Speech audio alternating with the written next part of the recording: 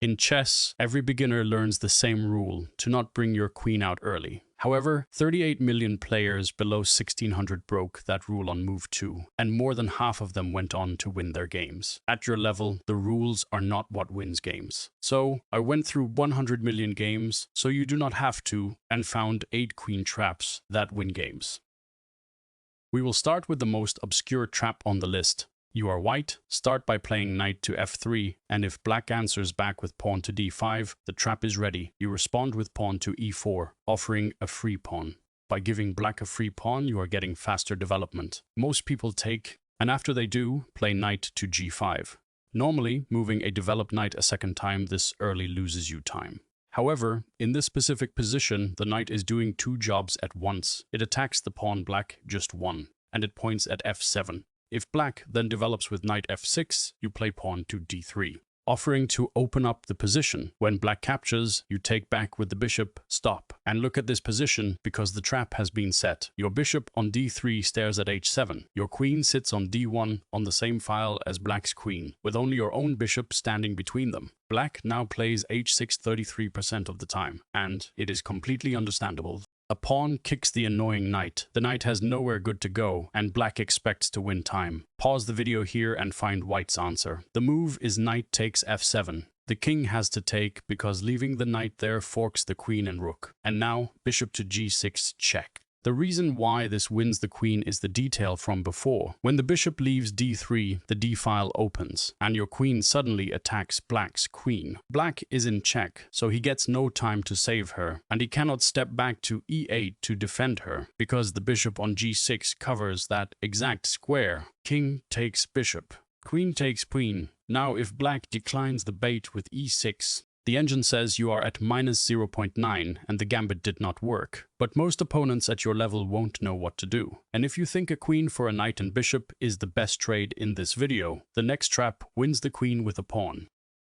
This one is for when you have the black pieces. It comes from the Alban counter gambit, and it contains the only underpromotion on this list. White plays d4, you answer d5, white plays c4, and you strike with e5. When white takes your e-pawn, you push your d-pawn to d4, and it lands like a wedge in white's position. Now watch white's most natural instinct, pawn to e3, trying to challenge the wedge immediately. That move is a mistake. You answer bishop b4, check, white blocks with bishop d2, expecting you to trade. You do not trade. You take the pawn on e3 instead, and you leave your bishop hanging on purpose. The reason why you can do this is that your pawn on e3 now attacks f2, and f2 is a bigger problem for white than your bishop is for you. In 46% of these games, white takes the bishop. If they do, you take on f2 with the check. The king cannot capture, because then your queen takes white's queen on d1. So the king steps to e2, attacking your pawn, and white believes the worst is over. Your pawn is pinned down, and the bishop is in the bag.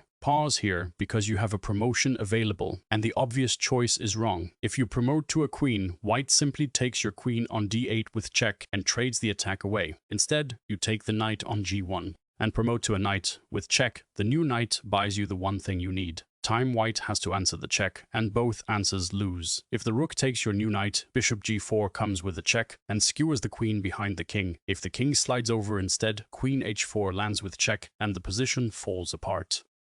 This is again from black's side. The moves to get there are all standard. White plays d4 and c4. You play d5 and e6. White develops knight c3 and bishop g5, and you play knight f6 and then knight bd7, tucking a second knight behind the first. Here is what white sees. Your knight on f6 is pinned by the bishop, because if the knight ever moves, the bishop takes your queen. So when white trades pawns on d5 and then plays knight takes d5, white is counting on that pin. The knight on d5 looks safe because your f6 knight cannot take it.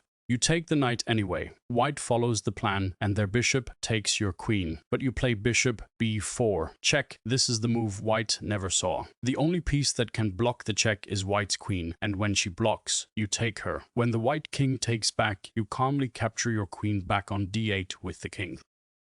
You have the black pieces in the Italian. White plays e4, knight f3, and bishop c4. You play e5, knight c6, and then, on move 3, knight to d4. By every principle, this is wrong. You moved a developed knight twice and put it on a square where a pawn can kick it. And you stop defending your e5 pawn. To white, it looks like a gift. In 26% of games, white takes that pawn. That capture has a 74% loss rate. The reason why is queen g5, one move that creates two threats. The queen attacks the knight that just grabbed e5, and she attacks g2 behind it. White cannot cover both. The greedy path is knight takes f7, forking queen and rook, and it walks into the full punishment. You take g2, the rook slides to f1, you take e4 with check, white blocks with the bishop, and knight f3 is checkmate. A knight delivers mate on f3, while nearly the entire white army is still on its starting squares. Quick break, every trap in this video, the full move list, and the data behind it are in the description, so you can set them up on a real board and drill both sides.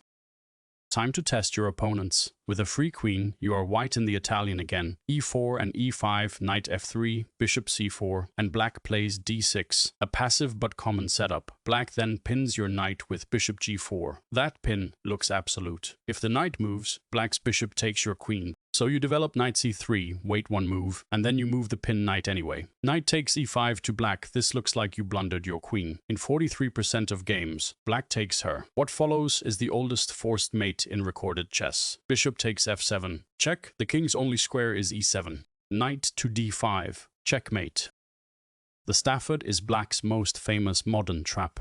You play e5 against e4, and after white's knight f3, you play knight f6. The Petrov. White takes your pawn, you play knight c6, offering a second gift. And white usually takes that knight too. You recapture with the d-pawn. And now your position is a loaded spring. Your queen has an open file, your bishops have open diagonals, and white has a lead in material and a deficit in safety. White's natural moves now dig the hole. Pawn d3 to guard e4, and you answer bishop c5, pointing at f2. Then comes bishop g5. The most natural developing move on the board, pinning your knight against your queen. It is the same pin logic as the elephant trap, and it fails the same way, except worse. You play knight takes e4 anyway. If white follows the pin and takes your queen, and 71.5% of whites do, it is checkmate in 2. Bishop takes f2, check. The king's only move is e2, and bishop g4 is mate. And if white does not take the queen, taking your knight instead, your queen takes the bishop on g5, and you have won your material back with the safer king and the better game.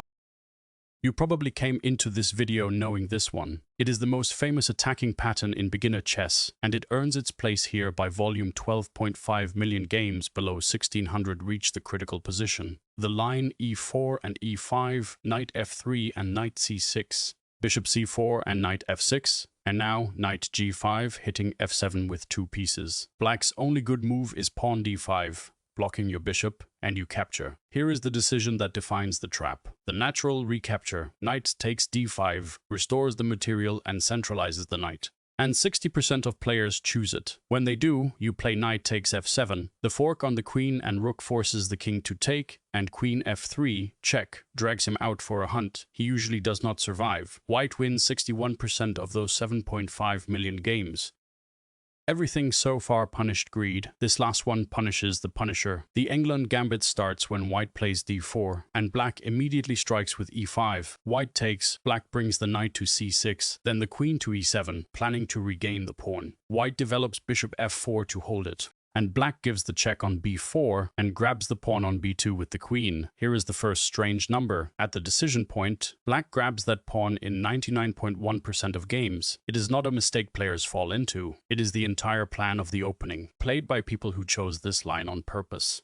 On paper, white is winning. The engine gives white +2 after the correct response. And the correct response is a sequence, not a move. Knight c3 develops and covers the escape squares. Rook b1 chases the queen, and knight d5 walks into the middle of black's position. With threats black cannot meet, 3 moves. All quiet, all necessary. Now, the second strange number. In those 1.2 million real games, white loses 58% of the time. An engine winning position, a 58% loss rate. The reason why is a 2-move minefield. The natural bishop c3, attacking the queen, invites bishop b4 from black, and then the obvious queen d2, defending everything. Loses to a forced mate. Bishop takes c3, queen takes c3, and queen to c1 is checkmate. Move 8, and white's completely developed opponent never existed.